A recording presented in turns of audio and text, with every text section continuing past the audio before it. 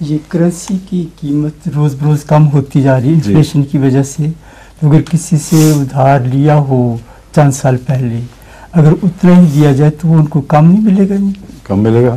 तो उसके लिए हमें कोई दुनिया का कानून किसी शरीयत में, किसी मुल्क में, किसी इंसानी मुआशरे में इस बात को ज़ेर नज़र नहीं लाता कि जो रुपया दिया गया था वो कम हो रहा है, और अगर इसको लाएगा तो बढ़ने को भी लाएगा। फिर जहाँ बात चीज़ों की कीमत बढ़ेगी वहाँ भी ये सवाल उठेगा। तो ऐसा झगड़ा शुरू हो जाएगा कि कर्ज ही दुनिया से उठ जाएंगे। गरीब बेचारा अपनी ज़रूरत को तरसता रह जाएगा, कर्ज ही नहीं उसको मिलेगा। बात यह है कि कर्ज के में खुले इम्कान मौजूद हैं दोनों तरफ के, मगर कर्ज में उससे बढ़कर एक एहसान का पहलू है जिसमें ये बात दाखिल है कि ये रुपया मेरे मसरफ में आता, मैं इसको बढ़ा सकता था, मैं नहीं बढ़ा रहा, तुम्हारे मसरफ में दिया और इम्कान है, बहुत हद तक एहतमाल है कि इसकी रुपया की कीमत कम हो जाएगी, फिर भी मैं तुम्हें दे रहा हूँ।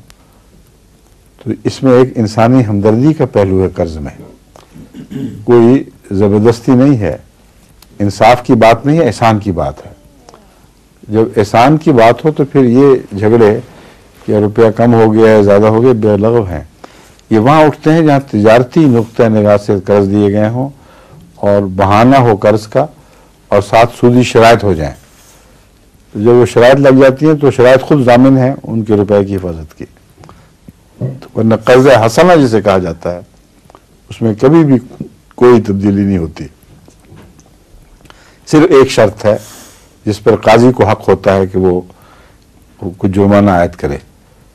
एक शख्स ने मुद्दत मुअय्यना के लिए कर्ज लिया है, मसलन 1 साल के अंदर मैं लाज़िमन वापस कर दूंगा, कोई मुनाफा नहीं लिया और किसी बहाने से भी सूद को हलाल बनाने की कोशिश नहीं की गई।